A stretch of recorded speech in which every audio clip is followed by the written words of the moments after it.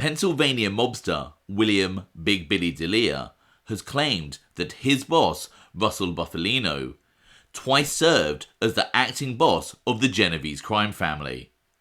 Let's check it out.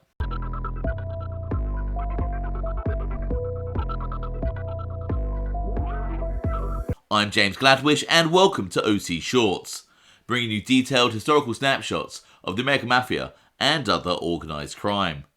Feel free to subscribe if you like that sort of thing. Today, we're going to take a quick look at the claim that Pennsylvania mob boss Russell Bufalino stepped in to lead the Genovese crime family on at least 2 occasions. In terms of Mafia history, Russell Bufalino is a fascinating individual. He was portrayed by Joe Pesci in the Martin Scorsese movie The Irishman. He was an influential mobster who was respected across Cosa Nostra. Bufalino was based in Pennsylvania and attended the infamous Appalachian Mafia Summit in November 1957. Russell Bufalino was in a car that was stopped by a police roadblock upon leaving Joseph Barbara's Appalachian property.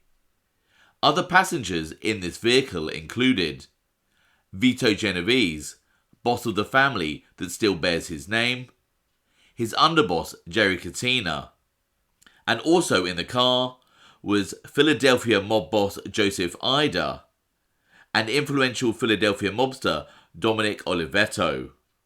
As one FBI document states, next came Russell Bufalino in his Chrysler Imperial with Joseph Ida, Gerardo Catena, Dominic Olivetto and Vito Genovese.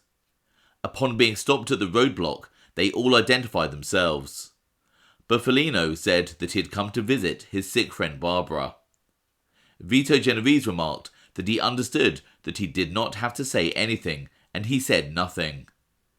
Ida, Catena and Olivetto said nothing about the meeting, and apparently were not asked about it.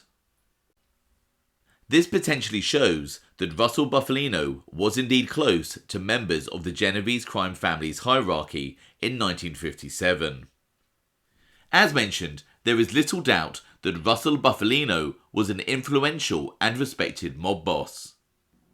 What is interesting is that in a recent book, The Life We Chose, written by Matt Birkbeck, alongside former Pennsylvania mobster William Big Billy Delia, there is a claim that in 1969, after the death in prison of Vito Genovese, Russell Bufalino stepped in to head the Genovese family while a new boss was being decided. The book then also states that after the murder of Thomas Tommy Ryan Eboli in 1972, that Russell Bufalino once again stepped in as an interim boss of the Genovese crime family. William Big Billy Delia was born in 1946 and came up through the ranks of the Bufalino crime family in Pennsylvania. He was close with Russell Bufalino and, according to some sources, went on to head the Bufalino family. The fascinating book states, Russell's association with the Genovese family ran deep. He had been close to Vito Genovese, the family patriarch. When Genovese was imprisoned in 1959, it was Eboli, his capo, who became acting boss. After Genovese died in 1969, Russell stepped in to run the family until Eboli assumed the title of boss.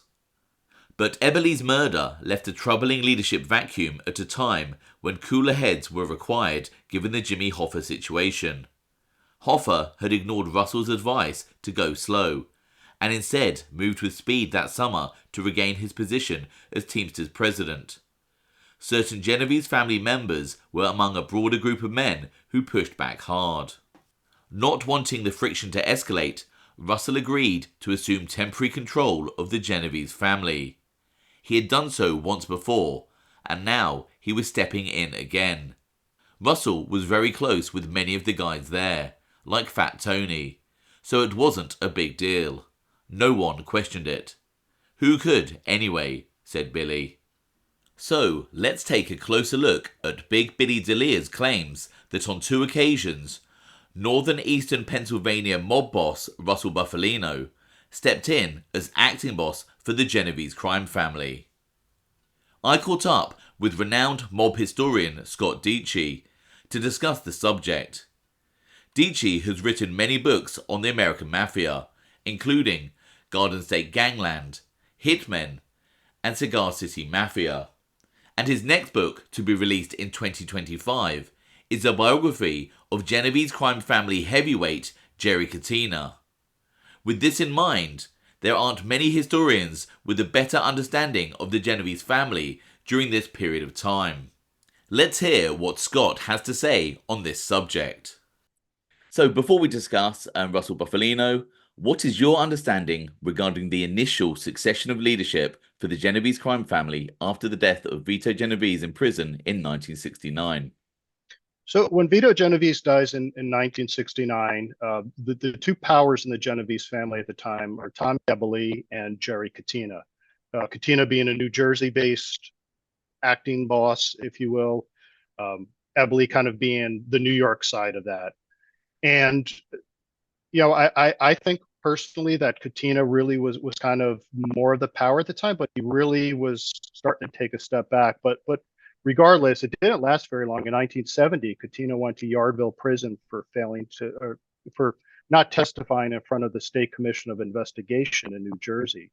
So at that time, Tommy Eboli becomes boss. Tommy Eboli is killed, 72. Now, after Tommy Eboli is killed, things get a little bit murky. So there's a body of evidence that Benny Squint Lombardo took over as the boss of the Genovese family.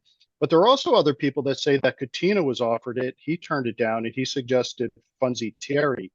And that Funzi Thierry was actually the boss of the Genovese family through the 1970s. So there's evidence on both sides of this, but this is kind of the way the Genovese family were operating, is that there wasn't really a clear hierarchical succession, or one that at least that was known to outsiders and maybe even to some in the family. And certainly by the time the 80s come around, you have Gigante, you have Lombardo for a short period of time, you have Fat Tony Salerno. Was he really the boss? Was he really not? So it makes for good speculation as to who exactly was the leadership, but definitely the names in the 1970s, Eboli, Catena, Lombardo, Thierry, they were definitely at the high end of the family structure. So regarding Russell Bufalino himself, what is your understanding regarding his standing and power in the American Mafia around this time? For example, you often read some sources that state that he used to be brought in to help resolve conflicts between families. What is your understanding about Bufalino's power? So my understanding about Russell Bufalino, certainly by the 1970s, he had a lot of power due to his influence in the Teamsters Union and some of the other labor unions. I kind of look at it in the same way as like a Carlos Marcello or a Santo Trapacante, in that there were bosses of relatively small families, but they themselves had a greater stature, a greater amount of respect throughout the underworld. They kind of rose above the state of their family. And then, Russell Bufalino was, and this is important, he was never a member of the commission. So even though he was brought in at times, and certainly like with Angela Bruno, brought in to help mediate disputes or consulted about matters in the underworld, his position, while as powerful as it may have been where he was, never rose enough to him being a member of the commission. And I think to that extent, it kind of maybe limits the influence he had. So you may well have heard the claims by mobster Billy D'Elia that after the death of Vito Genovese in 1969, it was Russell Bufalino who was brought in to lead the Genovese family on an interim basis. And then, again in 1972, after the murder of Tommy Ryan Eboli. In all the research that you've conducted, have you ever come across any evidence to support these claims? I've not come across any concrete evidence to show that Russell Bufalino was ever had any sway over the Genovese family in terms of a leadership position or brought in. That would be highly unusual in mob history for something like that to happen. Now, Bufalino did have business interests in New York City. He did spend a lot of time in New York City. He was close to members of the Genovese family, but I've never seen any conclusive evidence that he was ever the head of the Genovese family, even on an interim basis. I mean, it would seem unusual, the fact that some of the names that you've listed, Thierry, Salerno, Lombardo, Eboli, Catena, these aren't kind of the sort of names who would need anyone to come in and manage the family on their behalf. Yeah, absolutely. If you had a small family like the De Cavalcantes or something, then you could see maybe the New York family exerting influence. But to have the reverse happen, it would be like the head of the De Cavalcantes suddenly took over the Gambino family because they were without a boss. So yeah, as a researcher, I've not seen that evidence at all. And just in general, from the way that the mafia operated, certainly at that time period, it would have been highly unusual. And the Genovese had been running the family with Vito in prison for like 10 years already, even Yeah, before he while Vito, died, right? yeah, while Vito was in prison, Gerry Catena and Tommy Eboli were basically the acting bosses. And I have thoughts about who really was the boss and who wasn't. You look at the in 1963. Um, During the McClellan hearings, Catena is listed as the underboss, or Eboli is the boss. Some kind of flip flop, or say they were both acting bosses. But regardless, the family was running well, and it was running all the way through the time that Genovese was in prison.